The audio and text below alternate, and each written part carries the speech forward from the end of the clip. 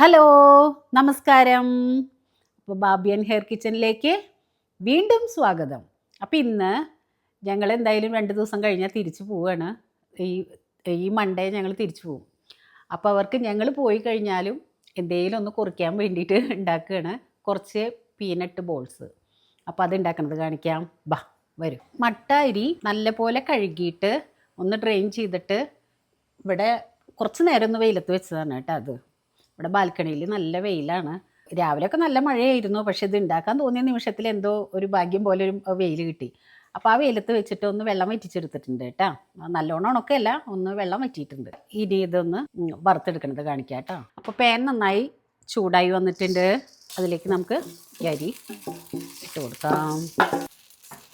അരി നന്നായി മൂത്ത് വരട്ടെ, എന്നിട്ട് ബാക്കി കാണിക്കാം കേട്ടോ.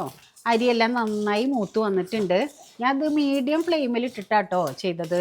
ഒരു 10 മിനിറ്റ് സമയം എടുത്തിട്ടുണ്ടാവും ഇത് ഒന്ന് മൂത്ത് വരാനായിട്ട്. നമ്മുടെ അരി മൂത്ത് വന്നു. അപ്പോൾ അത് നമുക്ക് ഒരു പേപ്പറിലേക്ക് മാറ്റാം.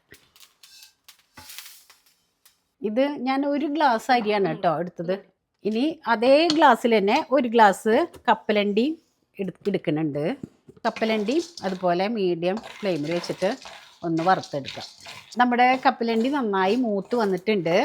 ഈ തൊലി ഇങ്ങനെ കറുത്തത് കൊണ്ട് ഒന്നും വിചാരിക്കേണ്ട, കാരണം എങ്കിലേ അതിൻ്റെ ഉള്ളിൽ നന്നായി മൊരിഞ്ഞിട്ടുണ്ടാവുള്ളൂ. തൊലി കളഞ്ഞാൽ നല്ല കപ്പലണ്ടി കറക്റ്റായിട്ട് കിട്ടിയിട്ടുണ്ട് കേട്ടോ. കുറച്ച് മൂത്താലാണ് ടേസ്റ്റ്. അപ്പോൾ ഇനി തൊലി കളഞ്ഞിട്ട് ബാക്കി കാണിക്കാം കേട്ടോ. അരി വറുത്തത് നന്നായി ചൂടാറി വന്നിട്ടുണ്ട്.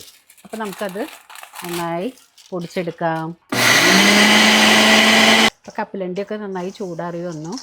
എന്നിട്ട് അതിൻ്റെ തൊലിയൊക്കെ നന്നായി കളഞ്ഞിട്ടുണ്ട്. തൊലി കളയാൻ വേണ്ടി ഞാൻ ടിഷ്യൂ പേപ്പർ വെച്ചിട്ട് ഇങ്ങനെ കൈകൊണ്ട് നല്ലോണം അമർത്തി തിരുമ്മിയപ്പോൾ നല്ലോണം അതിൻ്റെ തൊലി പോയി കേട്ടോ. അപ്പോൾ അതുപോലെ ചെയ്താൽ മതി.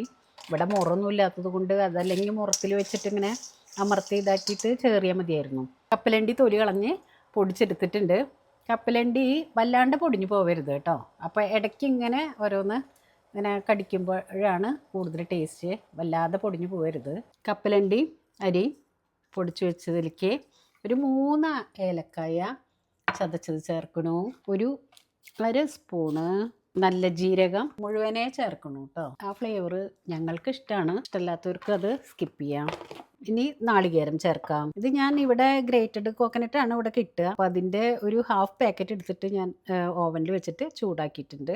അതിട്ട് കൊടുക്കാം. ഇത് കൈ വെച്ച് നന്നായിട്ട് കുഴച്ചെടുക്കാം. ശർക്കര ഉരുക്കിയത് നമുക്ക് ചേർത്ത് കൊടുക്കാം. ഞാനൊരു 350 ഗ്രാമോളം ശർക്കരയാണ് ഉരുക്കി വെച്ചിട്ടുള്ളത്. അതിലേക്ക് ഒഴിച്ചു കൊടുക്കാം. ബോളുകളാക്കാം. കറക്റ്റായി വന്നിട്ടുണ്ട് കേട്ടോ. എല്ലാം അളവുകളൊക്കെ കറക്റ്റാണ്. ഇന്ന് 4 മണി ചായയുടെ കൂടെ കപ്പലണ്ടി ഉണ്ടയും മധുരക്കിഴങ്ങ് പുഴുങ്ങിയതാണ് കേട്ടോ. കട്ടൻ ചായ ഉണ്ടാക്കിയിട്ടുണ്ട്. ഇതിൻ്റെ കൂടെ കോമ്പിനേഷൻ കട്ടൻ ചായ ആയതുകൊണ്ട് ഇന്ന് കട്ടൻ ചായയിലേക്ക് മാറി.